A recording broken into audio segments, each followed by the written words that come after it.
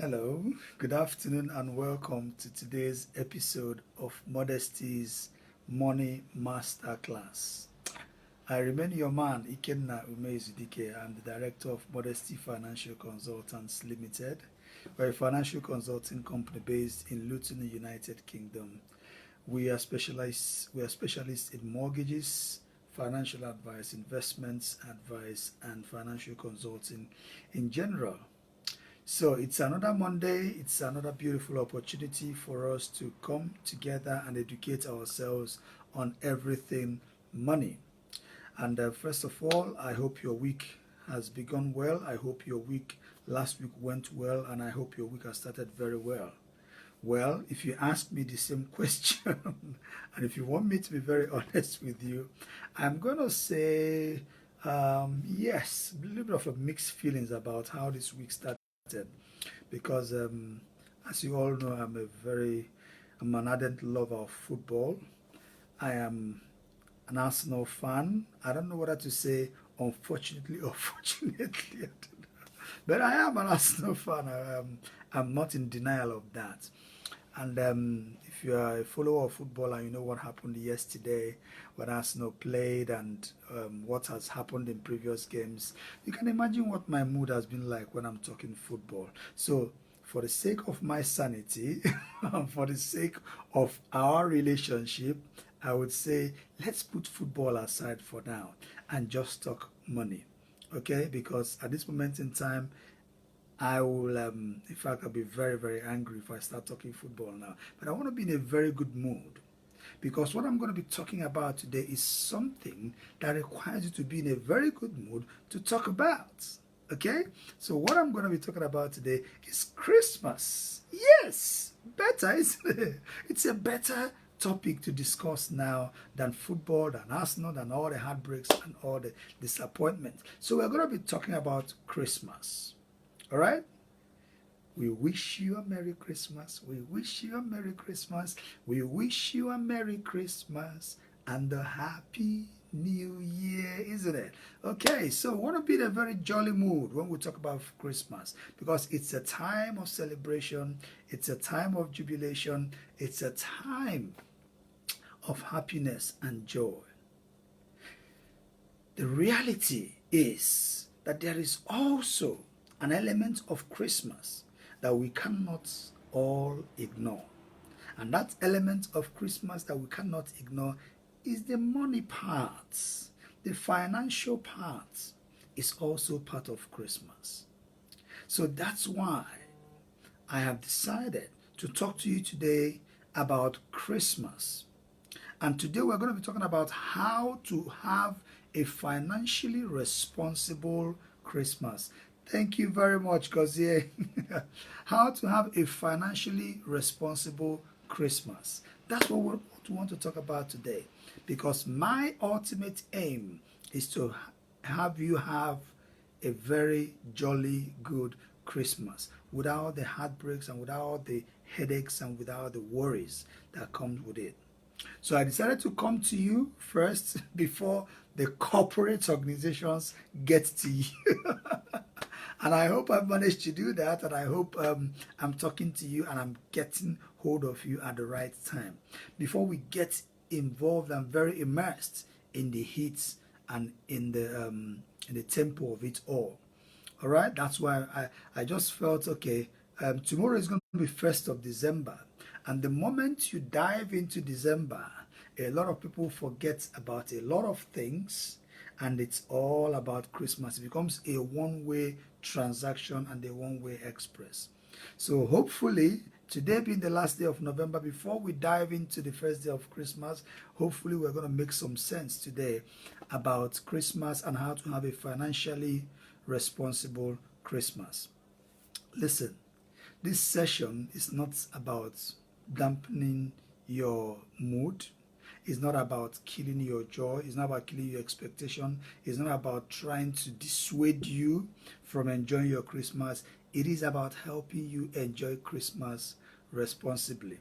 All right? And I hope that message gets across to you the way I intended it to. I don't want you to hate me this Christmas because I want you to buy me a Christmas gift. right? Depending on how this turns out anyway, I might lose a few friends today. I might make a little bit more if I'm lucky. I might even, some people might even strike me out of their Christmas list after today's session. Some might actually include me. I don't know how it's going to turn out, but I hope my intention of doing this session comes across to you in a very, very positive way. So, how to have a financially responsible Christmas? Hi, Gozie, good afternoon. Joseph, thank you very much. Tola, thanks for joining us. How to have a financially responsible Christmas. You know, I've split this session into two, right? The first session we're going to be talking about I split it into two sessions, or into two parts, into two parts. One part is for your information, the other part is for your application, right? Hi, Amara, good afternoon. Thank you for joining us. Emeka, good afternoon. Thank you for joining us. So the first part is for your information. The second part is for your application, okay? So I'm going to go through the for your information part. And that for your information part is just to tell you things that you need to be aware of about Christmas and the facts and the finances around it. The second part is then for your application, which is more like the practical steps or the practical things that you need to do to make those things that you've gathered for your information to become useful to you. Okay, and I hope this way becomes more useful and it becomes a better tool for you to use this Christmas. So for your information, number one thing that I need to bring to your information about Christmas and its finance is that Christmas is seasonal. Okay, Christmas is seasonal, and I'm sure some people will be like, we know that already, so why are you telling us about that? Yes, you know it already, but for your information, everything that I'm going to be talking about here is not really about Christmas as a religious celebration or Christmas as per the occasion. I am linking everything to money and finance. Remember, the essence of this is to help you have a financially responsible Christmas. Okay? So I am not reminding you that Christmas is seasonal because I want to educate you about Christmas. Far from it, because I was born in December, so I was born in a Christmas month. All right? So I came into this world and I met Christmas. I'm not in the position to tell you the history of Christmas. I'm not even here to do that. I can read it up, but what I'm relating everything I'm talking to is about money and the financial side of things. So for your information, number one, the Christmas is seasonal. What does this mean when it comes to the financial side of things? It means that it is not something that occurs every time. So financially, and the financial implication of Christmas means that when you're planning a seasonal expense, you have to bear in mind that seasons are not permanent. Seasons come and they go. Okay? So when those days when we were in Nigeria, whenever the Christmas season is coming up, you hear traders, you know, like in especially my Igbo brothers, they'll say, oh, I season. You know, it means that we are trading, and it is a season of trading. So it's a special kind of season. So you can see that Azu season gives us a financial undertone. It gives us a financial dimension, meaning that we are in the season of trading, which means they're expecting trade to be booming at that time, and they're expecting business to be good at that time. So that also tells you that when you are enjoying Christmas, for your information, that Christmas financially, and the financial implication it has on you is that it is seasonal. In fact, if you are going to plot a graph of your family finance from January to December, you realize that once it comes to December, that graph might go something like this, and then in January it comes down. That's the graph, maybe the graph of expenditures. Yeah, and then, but I don't know whether your graph of income is going to have that same shape of going right up and then in January coming right down.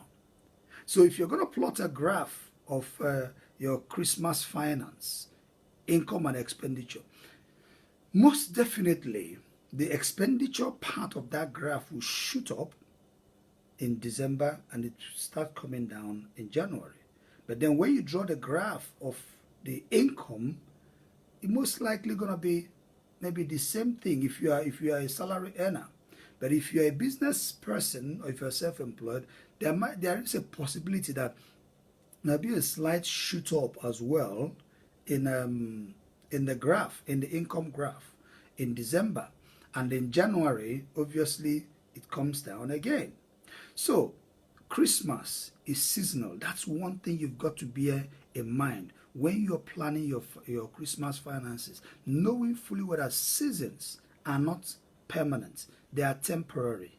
They come and they go. And whatever happens within a season, right, it is very unlikely that it's very unlikely that the feeling of a particular season can be carried into the next season. It's very unlikely. It's very unlikely that the way you feel in the Christmas season will be the same way you feel, say, in the spring, because the emotions that comes with the season have all come and gone. So Christmas is seasonal. That's number one. Number two thing for your information is that Christmas is not an emergency. Okay? Christmas is not an emergency. All right? So what it means is that Christmas did not take you by surprise. You did not all of a sudden wake up and then Christmas landed on you. So it's not an emergency. Christmas is not something that you say you didn't plan for. Christmas is not something that you say you were not aware it was not going to happen. So Christmas is not an emergency. Christmas is an expected time. Christmas is a time that right from January, you knew what the date was going to be. So it is not an emergency. So treating Christmas like an emergency might not be a good approach.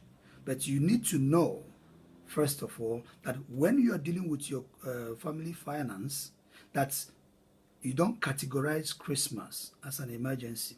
When you are dealing with your Christmas finance, Christmas is not emergency. It didn't just come upon you. It's a premeditated expenditure, is a premeditated decision that you would have taken anyway, depending on how you are viewing your Christmas. So Christmas is not an emergency. Christmas is a pre-planned event. Christmas is an event that has been pinned on the calendar from January the 1st, that Christmas is going to happen on December the 25th. Emergencies are things that happen when you least expected them. For example, a car breakdown. You were driving, you didn't know that your car was going to break down. Your tire punctured or your engine, knocked, kind of, or the boiler in your house broke down without any sign at all. Those are emergencies. Somebody fell sick and you needed to rush them to the hospital. That's why we call, services like the police, the ambulance, the fire services, we call them the emergency services, because they will always attend in events of emergencies. Sometimes you even call the hospital or the ambulance and they'll say, is it an emergency? And they will interrogate you. If it's not an emergency, they will not attend, because it's not something that needs, that you didn't expect was going to happen, or it's not something you cannot deal with at the moment that requires an extra attention. So Christmas is not an emergency, so don't treat it as one. Number three, for your information, is that Christmas is 90% emotions and 10% reality. Okay? Christmas is 90% emotions and 10% reality. Remember what I said. I am not here to tell you about Christmas as an event, as an occasion, or as anything. I'm just here to relate your Christmas finance.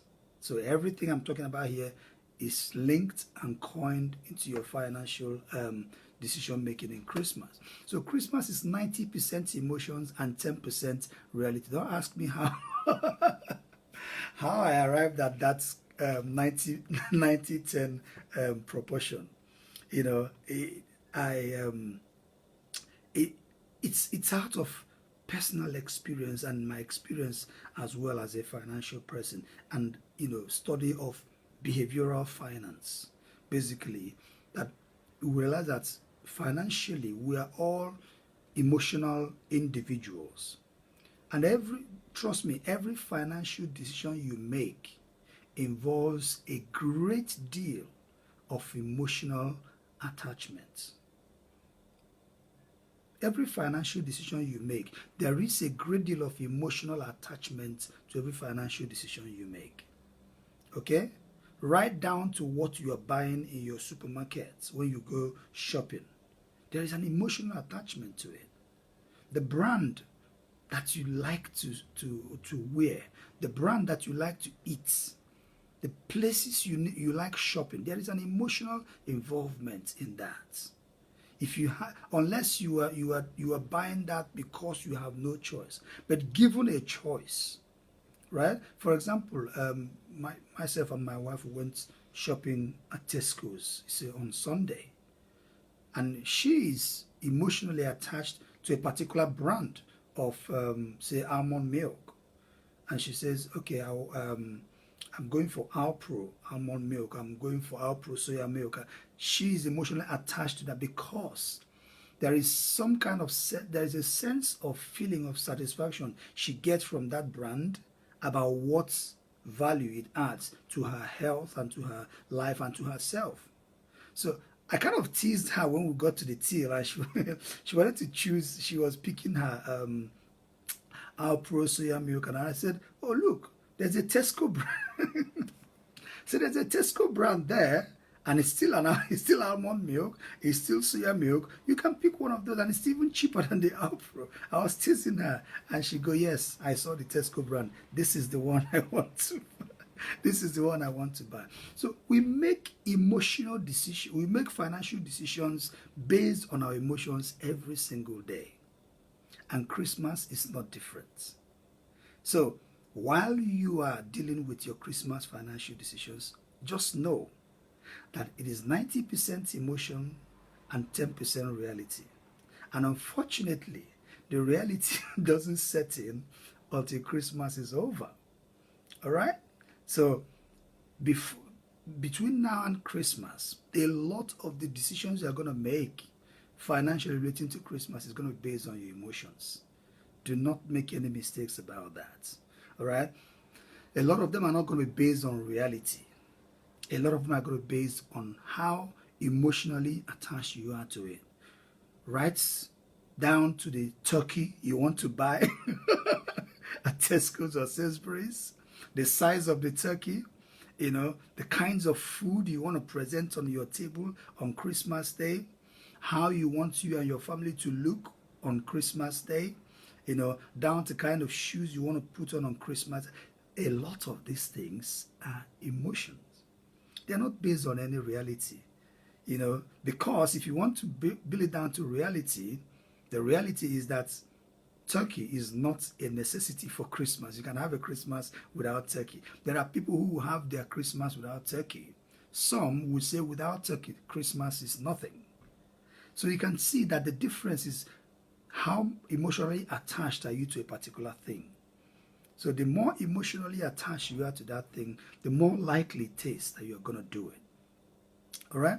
Number 4, for your information, is that Christmas is all about family. All right?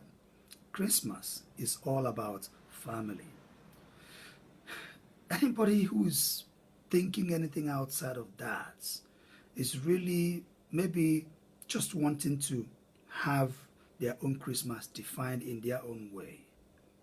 But if you look at the financial promotions that people that you are being presented with during Christmas, a lot of them are centered on the family.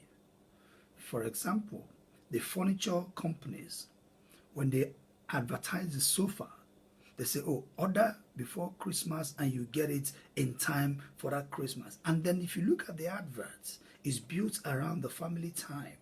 It's built around you being comfortable, sitting on that you and your family sitting comfortably on that 3-seater sofa and watching telly. It's not about you individually, because the 3-seater sofa, if it's just about you, it will just be a 1-seater sofa. That's all you need. But the promotions are built around family. The Boxing Day, the gifts, is about what did you get for Christmas? How are you going to give this person for Christmas? Christmas gift for him, Christmas gift for her. So there is that family attachment. And then the Christmas itself is actually a celebration of a holy family. So if you bring that Christmas into context, you're going to understand that Christmas is all about family. So if you can look after family during Christmas, you've done well, right? If you can look after family during Christmas, you've done well. So your definition of family, there are some cultures in some places where family extends beyond the immediate family and then it goes wider. In some cultures, like where I come from, family is big. Family is not just about you and in your immediate family. And even in this country, in the UK, Christmas and Christmas dinner, it's a very big time for families.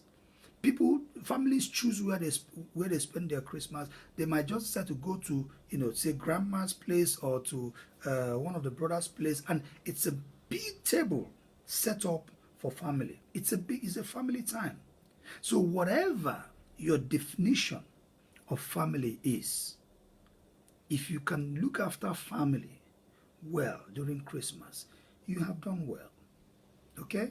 There is no need feeling guilty about, some of the things that you couldn't do or some of the things you couldn't reach during Christmas. But remember that Christmas is about family. Okay? If family is happy, you're happy. Number 5, for your information, is Christmas impressions don't last. Okay? Christmas impressions don't last. You might be under pressure to make a very solid statement, very solid financial statement in this Christmas. You might be under pressure to make a very solid impression, financial impression in this Christmas. But I just want to let you know, for your information, that impressions that you make during Christmas, they don't last. They're not a lasting impression. In fact, the lasting impression that you can make during Christmas might even be the wrong one. Okay? You might actually make an impression that will live longer in people's memory where you have made the wrong impression. I remember those days when we were in Nigeria, where when we go to the village, and a lot of people who travel from the city and they come down to the village and they want to make a lasting impression. The boys want to impress the girls. The girls want to impress the boys. Okay? And it's a time that people are looking forward to maybe getting married or getting hooked up or wanting to create the impression that they have arrived either financially and all that. So some people make an impression at Christmas, and then 9 months later, that impression becomes a burden. And they would wish they didn't make that statement. And they would wish they didn't make that impression. So that's why I said sometimes the impression you think you've made in during Christmas might be the wrong one, and that one might last longer than you can ever imagine because it becomes a lifetime impression. But then, Christmas impressions do not last. They only last for that period, and after that period, a lot of people forget about what you did last Christmas. Okay? So, if those impressions don't last, why would you focus so much and pay so much attention to making an impression that wouldn't last long, especially when it comes to your own financial goals and objectives? Because even in Christmas, your goals and your objectives financially still should be alive. Hello, Chine, good afternoon. Sorry, I didn't record. Your own impression, your own goals and objectives financially should still be much alive even during Christmas. So while you are trying to make that huge, bold statement, just bear it at the back of your mind.